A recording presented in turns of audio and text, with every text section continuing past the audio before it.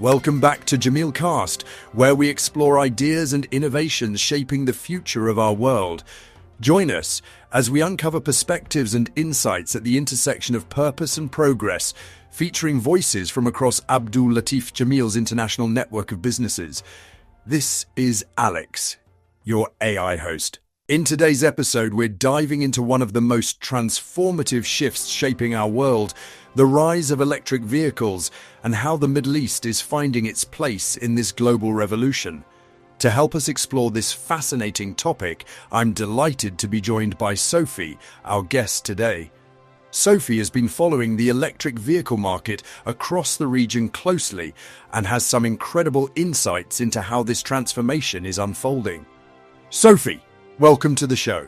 Thanks, Alex. It's great to be here. Now, I've been reading some fascinating stuff about electric vehicles lately, and there's this massive boom happening worldwide, isn't there? I mean, EVs made up around 20% of new car sales globally in 2023. That's huge. Oh, absolutely, Alex. It's been quite remarkable, actually. I mean, we've seen this tenfold increase in market share compared to just 5 years ago. Tenfold? That's incredible. Yeah, I know, right? You've got this incredible momentum behind it. In 2023 alone, we saw a 35% year-on-year increase. But here's the thing, when you actually look at the Middle East, it's a completely different story. Right, that's precisely what caught my attention. So we've got this global surge happening, but the Middle East is lagging behind significantly. How much are we talking here? Massively lagging, I'm afraid. We're talking less than 1% of total car sales across the Middle East as a whole. It's quite striking when you compare that to the global average of 20%. And this, despite all the potential you'd think the region would have, you know? Less than 1%, that's quite shocking, actually. Now I imagine there's an obvious reason people point to the region's relationship with oil, right? That's the standard explanation everyone gives.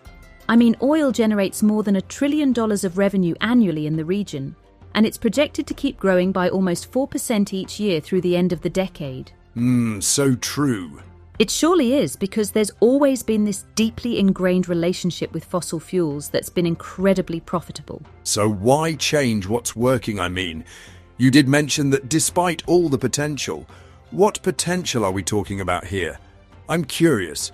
Well, that's where it gets really interesting, Alex. There are actually signs that things are changing, and quite dramatically, the UAE is leading the charge here. They registered around 35,000 new EVs in 2023. That's significant, isn't it? It really is. That's pushed their EV sales penetration rate to 3%.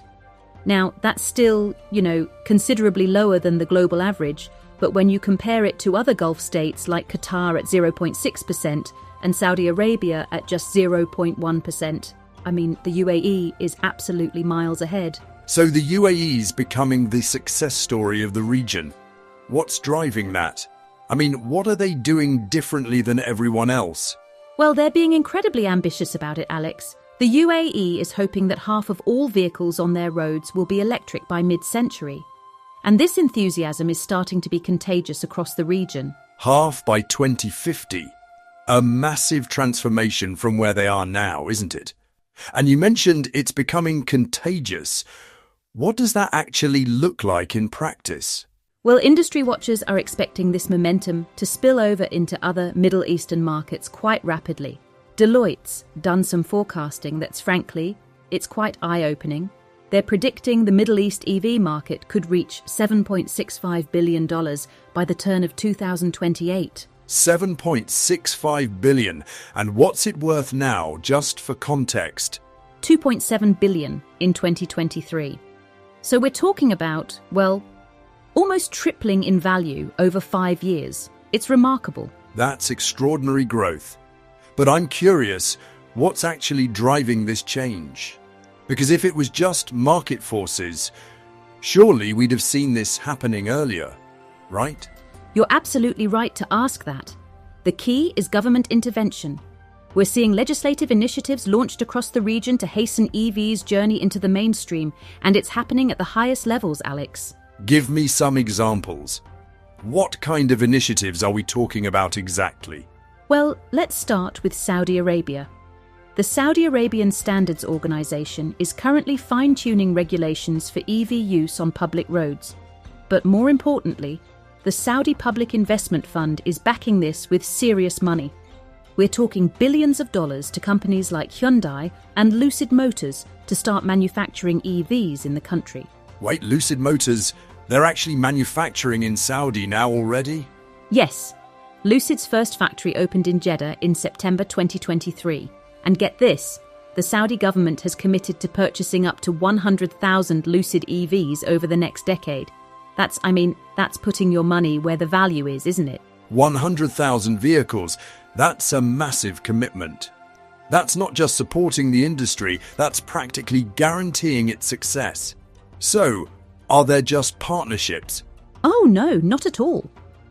Saudis are also funding their own state-sponsored green vehicle. There's this project called SEER, which is a partnership with Foxconn, based in the King Abdullah Economic City. They're hoping to get their first electric sedans and SUVs rolling off production lines by 2025. So they're not just buying from international manufacturers, they're actually creating their own domestic industry. That's smart. And the scale is? It's impressive. They're co-funding a $9 billion facility for manufacturing microchips, EV components, and related electronics. The projections are that SEER could attract $150 million in foreign investment, create 30,000 jobs, and contribute around $8 billion to Saudi's GDP by 2034. Those are significant contributions to the Saudi economy that's going to change the EV landscape in the kingdom. What about the UAE? I mean, they can't be sitting still while Saudi makes all these moves. The UAE's taking a slightly different approach. They're focusing heavily on infrastructure. The Roads Transport Authority is laying legislative groundwork for a comprehensive network of charging stations. New regulations in Abu Dhabi are specifying, for the first time, rules about who can own and manage EV supply equipment. So they're thinking about the practical side. You know, if you have all these EVs, you need somewhere to charge them. Precisely. And Dubai has its own 2030 green transport strategy. They want more than 40,000 EVs on the roads by the end of the decade. But here's what I find interesting. The government's leading by example. They're ensuring that 30% of their own vehicle fleet will be electric or hybrid by 2030. That's smart. You know, show people it works by using it yourself first. Are they doing anything else to make EV ownership more attractive? Yes, they're making it more convenient too. Dubai declared that at least 5% of all parking spaces must be designated exclusively for low-emission vehicles. So you're not just getting an EV, you're getting guaranteed parking in a city where parking can be quite challenging. As you already know. Brilliant. Stick and carrot approach, right? Now, you mentioned other countries earlier. Is anyone else doing interesting things? Jordan's probably the best example of how powerful policy changes can be. In 2020, they cut import duties on EVs from 25% to 10%. Compare that to taxes on hybrid vehicles at 55% and petrol cars at 86%. Wow, that's a massive difference. The results speak for themselves. Passenger EV sales in Jordan grew almost 46% in 2023, reaching 23,400 units. And they're projecting this could lift EV sales to 40,000 annually by 2032. So, it's not just about the big oil-rich nations, is it? Jordan shows that even without massive oil wealth, you can drive change through smart policy. Now, I have to ask about the elephant in the room. China. They're dominating EVs globally, aren't they? China is absolutely the dominant force. They account for 60% of worldwide EV sales. And they're not just sitting back and waiting for Middle Eastern markets to develop. They're actively moving into the region. How aggressively are we talking here? Like, what does that look like? Very aggressively, indeed. The UAE's been particularly receptive, probably helped by their recent admission into BRICS, which China was a founding member of. the number of Chinese manufacturers launching EVs in the UAE reached double figures in 2023. Double figures, impressive, isn't it? And the UAE now ranks 9th among China's top 10 vehicle export markets, with about 159,000 units shipped. Already in 2024, companies like Dongfeng Motors and BYD Auto are scoring strategic partnerships and import deals worth billions of dollars. BYD, they're the ones that overtook Tesla recently, right? Or am I thinking of someone else?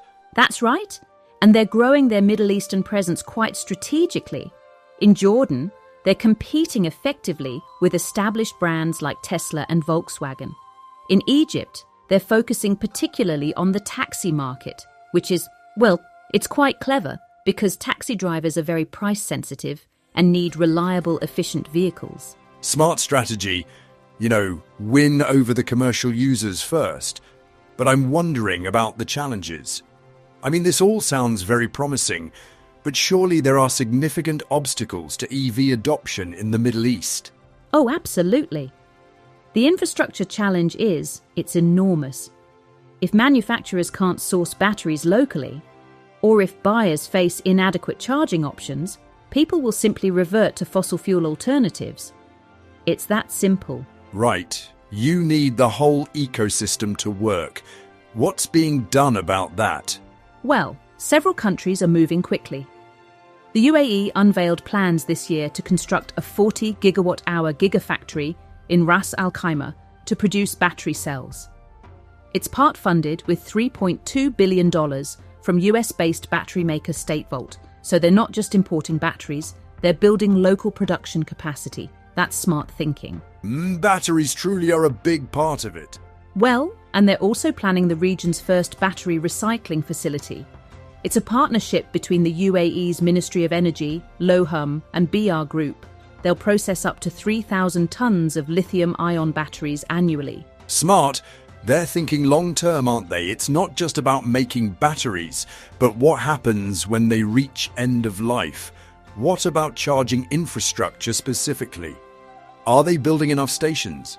This is interesting, Alex. Despite having relatively few EVs overall, the Middle East actually has quite an impressive vehicle-to-charging point ratio of 6.5, which is well ahead of the global average of 15.9. So they're building ahead of demand. Smart planning, actually. Yes, though there's significant variation between countries. Qatar has a 1.8 ratio, the UAE's at 7.1, and Saudi Arabia is 10.4. However, given the expansive landscapes, generous charger supply is really a necessity rather than a luxury. Right. If you run out of charge in the middle of the desert, that's a serious problem. Now, I have to ask about something that's always mentioned as a challenge: the climate. How do EVs actually perform in extreme heat? A legitimate concern, Alex. Electric vehicles have generally been developed in cooler, damper climates. Studies suggest that temperatures above 35 degrees Celsius can reduce potential driving distances by up to 17%. 17% is significant, isn't it? Are manufacturers doing anything about this? They are, actually. Specialized EV components are being designed to withstand extreme temperatures, and cooling systems are being enhanced to preserve battery lifespan. It's a technology challenge that's being actively addressed. Good to hear. Now, what about range anxiety? I imagine that's particularly acute in a region with vast distances and, well, lots of desert. Range anxiety is definitely an issue, but the latest generation of EVs is starting to change that conversation. A number of EVs now boast driving ranges exceeding 500 or even 600 miles per charge, including models from Tesla, NIO, and Lucid, all of whom have a presence in the Middle East. 600 miles, that's more than most people drive in a petrol car before refueling, isn't it? So the technology's getting there? Well, and several dozen other EVs have crossed the 400-mile threshold, so these impressive ranges are becoming the rule rather than the exception. The technology's really advanced remarkably quickly. So looking forward, Sophie, where do you think this is all heading? Are we going to see the Middle East catch up with global EV adoption rates? I think the momentum's really building. The Middle East is psychologically ready to embrace EVs. The UAE and Oman have net zero deadlines of 2050, Saudi Arabia aims for 2060, Qatar and Egypt are planning significant emission reductions by 2030. So the political will's there. The political will's definitely there, and billions have been invested in EV infrastructure and promotion across the region. But what's really encouraging is that research shows car buyers in the Middle East are famously forward-looking, and according to Deloitte, they favour models that are futuristic-looking, mechanically advanced, and filled with digital innovations. That sounds like a perfect description of modern EVs, doesn't it? It sure is like that. And if Deloitte's forecast proves correct, that the regional EV market could triple in value over the next 5 years, it'll be because legislators, manufacturers, and financiers are guided by the aspirations of what they call an enlightened buying public. So to answer our original question, are EVs winning the race in the Middle East? It sounds like they're not winning yet, but they're certainly accelerating fast, aren't they? That's a perfect way to put it indeed. They're coming from behind. But with government support, Chinese investment, improving technology, and a receptive consumer base, I'd say they're positioning themselves for a very strong finish. The race is far from over, but the Middle East is definitely picking up speed. Now, I'm curious about the consumer perspective. Are people in the Middle East actually excited about EVs, or is this mostly a top-down government initiative? That's a great question. The research suggests it's actually more of a grassroots enthusiasm than you might expect. McKinsey did a study showing that Middle Eastern consumers are among the most willing globally to pay a premium for sustainable products. We're talking about 64% of respondents willing to pay more for environmentally friendly options. 64%. It's actually higher than I would have expected. What's driving that environmental consciousness? I think it's partly generational change. Younger consumers are incredibly environmentally aware, but there's also a practical element to it. For example, air quality in major cities like Dubai, Doha, and Riyadh has become a real concern. People are experiencing the direct impact of pollution firsthand, especially during summer months when air conditioning usage peaks and air quality deteriorates. That makes sense. When you can literally see and breathe the problem, it becomes much more personal, doesn't it? But what about the economic side? I imagine there's some concern about what happens to oil-dependent economies as the world moves electrically. That's absolutely the trillion-dollar question, Alex. But I think these countries are being remarkably strategic about it. They're not waiting for oil demand to collapse. They're positioning themselves as leaders in the energy transition. Saudi Arabia's Vision 2030, for instance, explicitly aims to diversify the economy beyond oil. The EV investments we've discussed are part of that broader transformation. So they're essentially trying to become the suppliers of the next energy economy rather than just consumers of the old one. Quite clever. Don't forget, they're leveraging their existing advantages: abundant solar energy potential, capital for investment, and strategic geographic position between Europe, Asia, and Africa. The UAE, for example, is positioning itself as a renewable energy hub for the entire region. They're planning to export green hydrogen and host regional EV manufacturing centres. That's fascinating, turning geographic advantage into technological advantage. Are we seeing any regional cooperation on this? Like cross-border charging networks or shared standards? Yes, there are some early signs of that. The GCC countries are discussing standardised charging protocols, which would be enormous for cross-border travel. There's also talk of a regional EV corridor connecting the major cities from Kuwait City down to Muscat, and the Arab League's been hosting forums specifically focused on coordinating EV policy across the region. A regional EV corridor? That would be transformative. Imagine driving electric from Kuwait to Oman. What about the role of international partnerships? We mentioned China, but are Western companies also making significant moves? Absolutely. Tesla obviously has a strong presence throughout the region, but we're also seeing significant investments from European companies. Mercedes-Benz and BMW have both announced major initiatives. Stellantis is planning manufacturing partnerships, and there's growing cooperation with American battery technology companies like the Statevolt partnership we mentioned earlier. So it's becoming a truly global effort, but with strong regional leadership. Now, looking ahead to the next decade, what do you think will be the biggest make or break factor for EV adoption in the Middle East? I think it'll come down to cost parity and convenience, Alex. Once EVs become genuinely cheaper to own and operate than traditional vehicles, not just upfront, but total cost of ownership will start to become more viable. And then once charging becomes as convenient as filling up petrol, adoption will accelerate dramatically. The region's young, tech-savvy population is ready to make the switch. They just need the economics and infrastructure to align. That makes perfect sense. And with battery costs continuing to fall globally, that cost parity might come sooner than expected. Do you have any specific predictions for market share by, say, 2030? Based on current trends and government commitments, I think we could realistically see the UAE and Saudi Arabia reaching 15 to 20% market share by 2030.